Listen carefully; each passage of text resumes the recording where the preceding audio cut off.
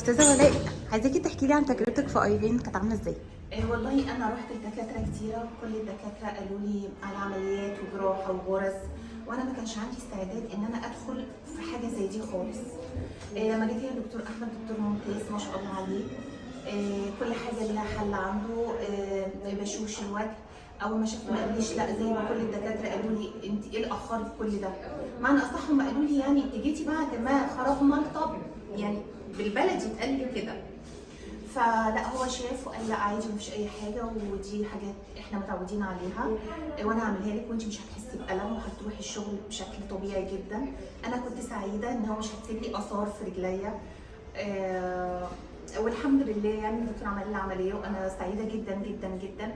اولا ما سابتش اثار، ثانيا راحت حاجات فيها كانت مضايقاني جدا، ما كنتش بعرف ارجع تاني البس جيبات. انا كنت سعيده قوي بلبس الجيبات بس زي ما يكون ايه يعني الحمد لله جت على قد كده. ودلوقتي انا عندي امكانيات اما ان ارجع تاني البس لبسي اللي انا اتحرمت منه. انا سعيده جدا وبنصح اي واحده ان تيجي هنا. ايفان ممتاز جدا جدا جدا، من اول حتى العاملين فيه، الاستقبال والكاونتر والدنيا بحالها لغايه دكتور احمد. انا سعيده جدا جدا بالتعامل معاه بشكل رائع. دكتور بشوش زي ما قلت لكم قبل كده مش بيهول.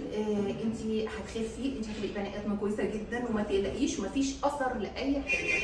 وبعد العمليه هفرجكم المتاح عشان انا محجبه يعني الشكل بقى ازاي.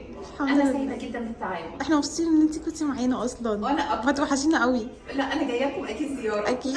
انا بتبسط هنا. الحمد لله، شكرا. ميرسي قوي قوي قوي لكم.